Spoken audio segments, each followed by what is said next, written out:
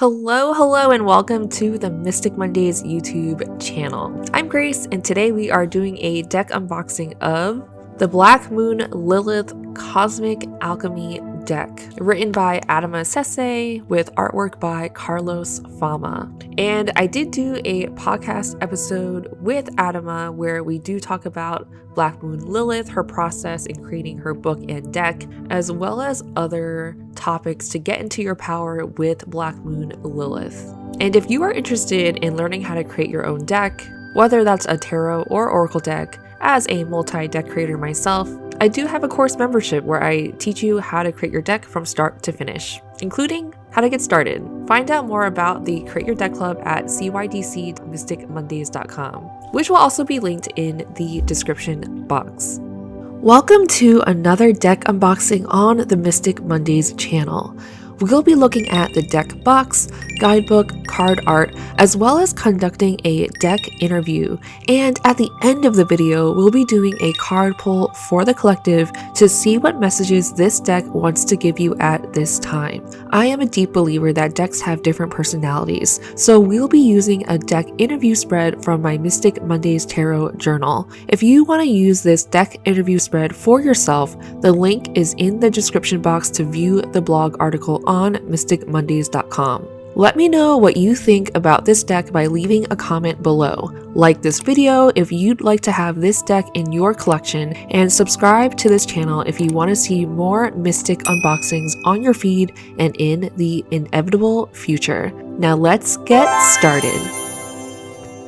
Today we are doing a deck unboxing of the Black Moon Lilith Cosmic Alchemy Oracle, a 44-card deck and guidebook by Adama Sesay and artwork by Carlos Fama. So, Adama is a guest on one of the episodes for the Graced podcast. This is also her companion book that it doesn't come with the deck, but it's a great resource for understanding Lilith, like through the zodiac signs and, you know, what it means for you in your chart. So if you want more information on Black Moon Lilith and also how to use this deck, I think in a more in-depth way, I think the book could be a really great companion for that. But now let's dive into the contents of what's inside the deck. This is super snug, like trying to get it open. This is a real struggle, everybody. It's really hard to get this box open. I don't know if it was this hard. The first time opening this box. Break free and reclaim your power. Well, this just feels symbolic. Okay, so you're getting a sneak peek of the cards and what's inside. Let's start off here with more cards, but also the guidebook. So inside the box, we see the break free and reclaim your power, as well as the Lilith sign here. I'll put that to the side. And we've got the guidebook, which has all the card meanings inside the book. And the back of the cards are pretty dark, mysterious, looks like cosmic universe vibes. And then the cards themselves, I feel like they have this kind of photorealistic but collage-y feel to the cards, and even like some kind of like AI elements, although I don't know if it's AI. I don't think it is. I think it is actually that artist's style to illustrate in this way. But yeah, really, really beautiful cards.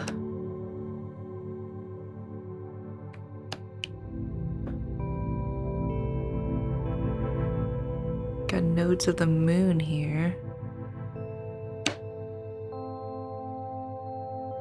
This is a very beautiful Dark Night of the Soul card if I've ever seen one.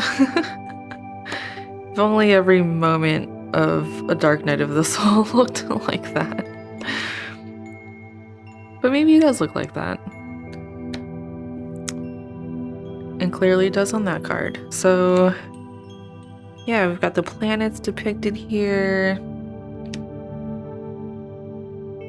And also like different figures. The moon. Ooh, I feel like the moon is so tied with ancestry. And then Mary Magdalene. I think I mentioned this in the podcast episode where I think Mary Magdalene is typically portrayed as Caucasian or white. And, you know, in this card, she's African or African American or... But yeah, I think that's great. You know, different depictions of what we would typically see in society. Because we live in a colorful world. And this figure, Lilith... Ooh, I love the two owls. I actually didn't notice that before. Well, I guess I didn't notice it before because it's not actually on the guidebook cover, but it is on the card. So, interesting.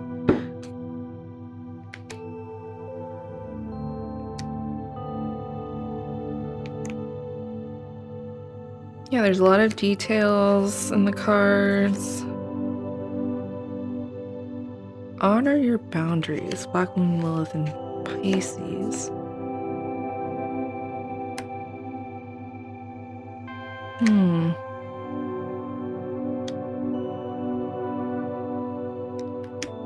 The sun.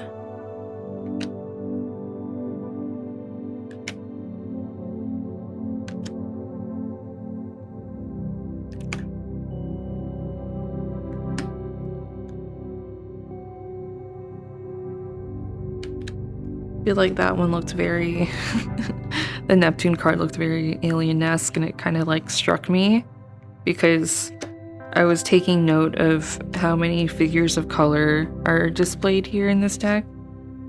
Ooh, I love this. The Phoenix card. I have a special relationship with phoenixes, so I appreciate that. Okay, so we went through all of the cards.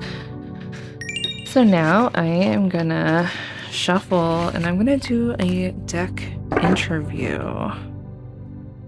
So I typically do deck interviews with the Mystic Mondays Tarot Journal, and inside there is a tarot deck interview spread. Now, you can also access the spread on mysticmondays.com, and I'll include the link to that blog article in the description box. But we're going to use this spread to get to know this Oracle deck, because I do feel like decks have different voices, and they're like different types of friends that you like to go to for different reasons. When I was beginning to shoot this video, there was like no outside sound, and now ever since I started shooting, like there's so much external sound happening, so I hope you don't mind that. Okay, so for number one, I got what is the energy of this deck, and I got multiplication, your higher self, how can this deck best support me, Black Moon Lilith in Scorpio, sexual alchemy. That's interesting because my Lilith does happen to be in the sign Scorpio. So I suppose what that's already telling me is that this deck is meant for me to get to know my Lilith. And then what is this deck's strengths? I got Black Moon Lilith in Taurus, you are worthy. What is this deck's weakness? Conjunction, becoming whole again. I'm gonna move that up so you can see it. And then, how will our relationship develop? I've got Black Moon Lilith in Aquarius. Okay.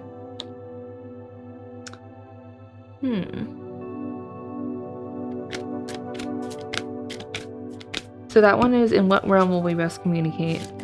And this one is, how will our relationship develop? Putrefaction, shadow release. And then, what guidance can you offer me at this moment? Whew. The sun, the soul's purpose. You know, that card did strike me when I was looking through all the artwork.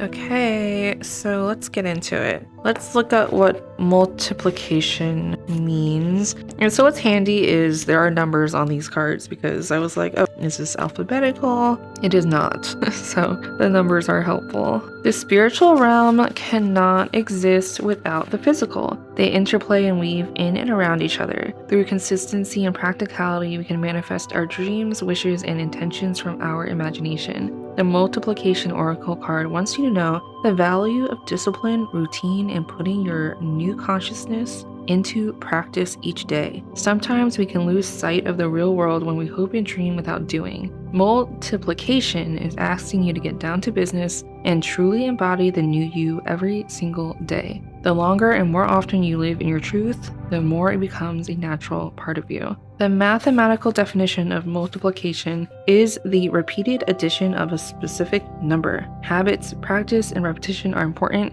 When you reach the 11th gate of the magnum opus, you are becoming a master of your reality, on your way to fully achieving the Philosopher's Stone. While it's important to use your imagination to visualize what you desire, you must do the work to achieve it. Multiplication lays a strong foundation to build an aligned reality. Multiplication phase shadow work. Each day, do one thing you absolutely love. This can be a painting, singing, a new business idea, dancing, a hobby, whatever sets your soul on fire. This act will create repetition around your light to empower this part of you. You are now locking in this higher version of yourself through ritual and daily practice. The universe is waiting to create through you. Well, that feels really relevant right now, because my Lilith in Scorpio does happen to be in my 6th house of daily routines and rituals and work. And so I know that I can be quite intense in that area of my life. And I have been thinking about implementing new rituals and routines in my life that best serve my health. And I literally was just cleaning up to set like a new habit up. So that feels really relevant. And I think pleasure has a lot to do with it, because if you're not enjoying what you're doing, then it doesn't feel fun and you don't want to do it, you know? So yeah, feels very on point. So for number 2, how can this deck best support me? The Oracle is calling for you to transform and heal your deepest shadow. Dark energy from childhood or ancestral traumas can project into your reality, holding you back from your true, authentic self. It can feel like an arduous process, like a dark night of the soul, but on the other end of this journey is self-empowerment. Black Moon Lilith in Scorpio is both challenging and rewarding when integrated. Symbolized by the scorpion, Scorpio is a fixed water sign, which represents the depth of emotion, secrets, crisis. The occult and sexual power all live under Scorpio. Mars, the god of war, and Pluto, the lord of the underworld, both rule over Scorpio. While you may not see this intensity at first glance, it bubbles fiercely under the surface.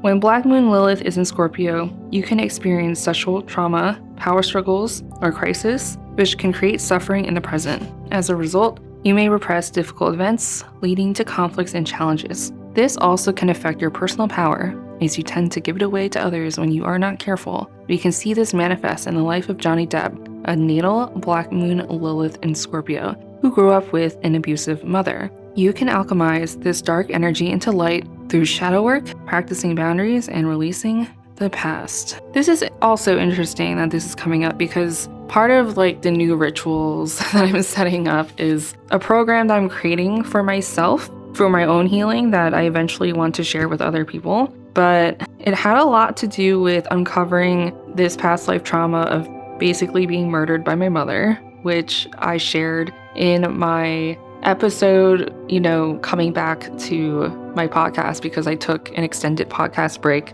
And I feel like I was inspired to do these daily rituals to practice more unconditional love and self-love, because I didn't necessarily felt like I received it in my childhood. So I needed to be that for myself. I will say that, again, this feels very relevant. So it's time to dive deep into your darkest shadow. Tap into your sexual power and magnetism to heal. Okay, so what is this deck's strength is in spot number 3, but card number 2, and that is perhaps you're frustrated over not being paid enough for your work, or you have negative self-talk about your body because of external opinions. You may also feel tension around your worth and value in relationships. Now it's time to heal. When the Black Moon Lilith in Taurus Oracle card shows up, the universe wants you to alchemize the shadow holding you back from true abundance. Taurus exudes love, beauty, romance, relationships, money, the natural world, values, food, luxury, and abundance. When Black Moon Lilith is here, it can cast a shadow. Power struggles in these areas can come up in the life of someone with this in their natal chart. Marie Antoinette, the last queen of France before the French Revolution, had Black Moon Lilith in Taurus in her 11th house of society. Her luxurious lifestyle was demonized by the French collective. Her apathy toward those suffering led to her downfall and execution with the rest of the monarchy. You can turn this dark feminine energy into empowering light. When you feel unlovable, incorporate positive affirmations. This will raise your frequency to attract the respectful treatment you deserve. So, the mantra or affirmation here is, abundance is coming. Believe in your value in order to receive it. So far, I'm getting a sense of acceptance, acceptance of yourself, but also putting that practice into action. So incorporating anything that you might have felt shame around or fear or feeling stuck or stagnant in an area, I feel like this is really saying to embrace all of those parts of oneself and to, find flow and to accept and receive abundance by removing some of those blocks, So number 4, what is this deck's weakness? Getting 36, becoming whole again. There is a glimmering light at the end of the tunnel. You've burned down old realities, sat in the darkness of your soul, and cut difficult attachments. Alchemy is a heavy process, and when you receive the Conjunction Oracle card, it's a sign of healing and re-identification of who you are. You're stepping into who you were meant to be in this lifetime, but you can still hear the voice of imposter syndrome in the back of your mind. The Oracle wants you to remember who you are when you're not feeling comfortable in this new skin. Practice. Conjunction is like hopping onto a bike for the first time. You may be wobbly and feel self-conscious, but once you master this new way of moving, you will be unstoppable. This is the 4th stage in alchemy,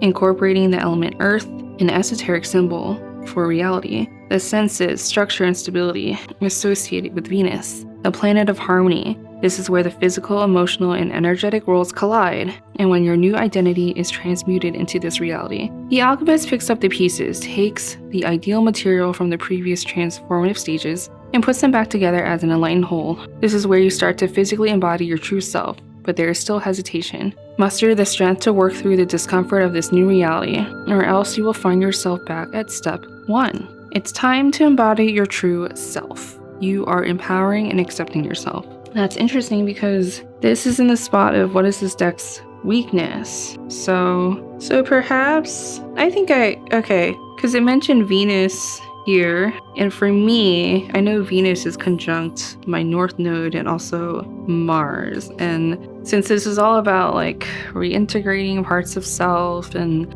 putting things into practice, it has been coming up, like not just now, but very recently, like in a Vedic astrology reading that I had where, Venus conjunct my North Node had meant something that wasn't like easy. And I kind of feel like that's what this is bringing up for me, is that the conjunction can feel kind of challenging and something that I would have to work through to integrate like this divine feminine energy and, sexual alchemy as indicated here on this card. And yeah, very interesting. And then I think this is interesting because number 5 is, in what realm will we best communicate? And my North Node happens to be in Aquarius, and this card is Black Moon Lilith in Aquarius. Honor your individuality, and that is number 11. It's time to let your freak flag fly for the world to see. When Black Moon Lilith in Aquarius shows up in a reading, it's encouraging you to embrace what makes you unique. True friends and aligned souls will accept you for who you are.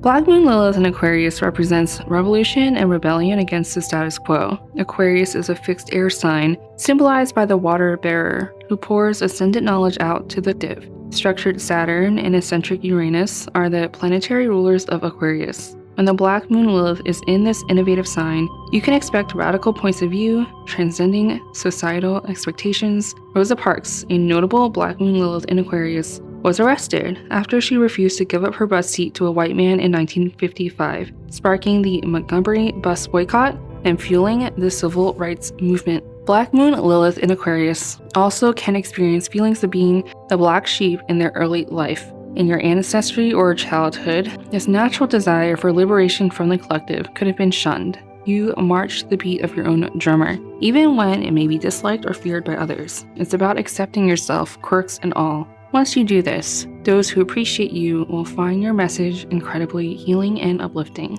Embrace who you are. The collective needs your unique soul. Yeah, I feel like I'm also getting a energy of like stepping into my purpose, stepping into my North Node. So putrefaction, shadow release is in. How will our relationship develop? How you view the world is how you view yourself. I was literally thinking that today, so that's uncanny. When the Putrefaction Oracle card shows up, it's time to face the difficult shadows within you and become conscious to what you are projecting into the world. Psychoanalyst Carl Jung described the shadow as our untamed true nature that we hide from the world to feel safe and accepted in our environment. The authentic side of ourselves is hidden by a mask to protect itself when we experience trauma or challenges. This card calls for you to do inner work around how you perpetuate suffering in your own reality. Where are you projecting your own shortcomings, pain, trauma, and angst onto others? Projection occurs when you are triggered and reactive to your outer world.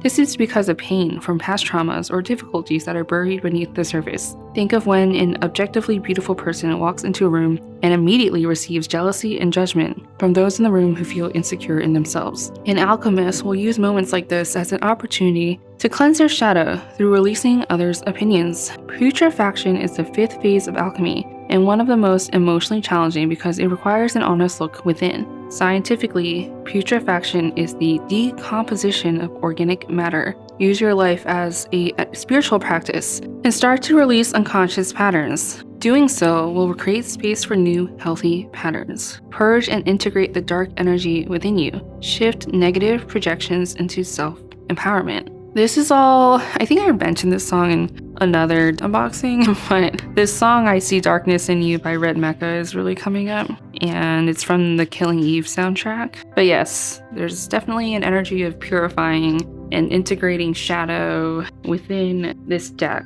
For sure. 22, card number 22, is in spot number 7, which is what guidance can you offer me at this moment? There are many layers in your astrological DNA, and understanding your sun sign is a good place to start. When this card appears, confidence, joy, and time in the spotlight is on its way. It's time to move into the truth of who you are and align with your soul's purpose. The sun rules over the royal fire sign of Leo, and just as Leo loves being the center of attention, the sun is at the center and is a life force of our solar system. In ancient occult and spiritual traditions across the globe, the sun was highly worshipped, with deities invoking its energy. In alchemy, your sun sign represents the spiritual cold and inner light. This bright star is a luminary and provides the energy that is needed to sustain life on Earth. Without the interplay between the nurturing Mother Moon, reflecting the vibrant rays of Father Sun, there would be no life. It is the delicate dance between the divine feminine and masculine here on Earth. The sun is a personal planet, so depending on your unique birth chart, its traits are easily visible in your personality. Understanding where your sun sits within your chart provides a map of how to access this part of yourself. In ancient alchemy, the sun's placement in your natal chart can help you understand your higher self and align with this energy. The following guide can show you what energetic characteristics align the most with your sun sign. Find your sun sign in the following list by looking at the date corresponding with your date of birth. Well, my birthday is in March, so my sun is in Aries, which means I'm an independent leader. So, what I'm getting from this deck interview is that this deck is very much about integrating Lilith into my life and, you know, looking at my habits and rituals and how to incorporate more of what I'm stepping into my current life. You know, you hear a lot about like, be your future self now and all of that to manifest your future self. Like, what would your future self be doing? You know, if you could reverse engineer your future self, like what are the habits your future self be doing? And then you start doing that and then you become your future self. So that's what I'm getting from this deck. And I feel like anytime I want to do shadow work, this Black Moon Lilith Oracle deck would definitely be a good deck to do that. So I always like to end these deck unboxing videos with a collective. Oh, wow, that really wanted to come out. So I guess we don't have to do the whole... By the way, these cards are very easy to shuffle, and I've probably only pulled this out one other time when I did the podcast interview with the creator of this deck, who is Adama. But this one just popped out, so just definitely wanted to be the card for the collective. So Queen Jezebel, Magnetic Royal Witch. Okay, let's see what Queen Jezebel wants to share with us today. Queen Jezebel wants to show you how to stand in your divinity. When this card shows up, you may face opposition and conflict around who you are. Betrayal from others can sting the soul, but you are finally able to see yourself. You have the magical power to command and create your reality. Take time to practice beauty or grooming rituals, upgrade your wardrobe, and allow yourself to feel good. We can look to a plethora of ancient cultures that adorned themselves with makeup, headpieces, jewels, and perfumes as an example of this aesthetic image. Aesthetic magic. Jezebel energy has only been demonized because it represents witchy, feminine power, your magic, presence, and magnetism. Like the ancient wild goddess Lilith, Jezebel's story is tragic and steeped in allegory. Jezebel was a pagan Phoenician queen in the 9th century BC who was featured in the Bible, and her existence has been proven through anthropological research. She was a foreign princess who then married and became the consort to the king of Israel, Ahab. In Jezebel's time, Phoenician women enjoyed war freedom and were considered equal to men. As such, she was able to practice ritual magic and worship pagan deities like Asherah and Baal. However, because of this, her new kingdom considered her evil. Her life ended in an extremely tragic way because of her unwillingness to accept the kingdom's one god. Not only was her king killed, but she was thrown out of a window, trampled by horses, and eaten by dogs. Ooh, that's a rough way to go. She is a dark, divine feminine deity who was vilified like Lilith, Asherah, and Mary Magdalene. Fast forward to modern days, and Jezebel is a colloquial term associated with immoral women, harlotry, seduction, disobedience, and sin. The name serves to promote the unjust suppression of women, witchcraft, and paganism. The key to tapping into the energy of Queen Jezebel is to not be afraid of your witchy essence, charm, and beauty. You are regal and divine. Do not allow others to shame you out of your magical shine. Well, I think that was a pretty powerful message to end on from Queen Jezebel and the Black Moon Lilith Cosmic Alchemy Oracle. If you haven't checked it out, definitely check out the podcast episode I did with Adama. And until next time, thanks for watching. Bye! Like this video? Check out other deck unboxing videos, tarot lessons, as well as timeless tarot readings on the Mystic Mondays YouTube channel. Thanks for catching this video, and see you next time.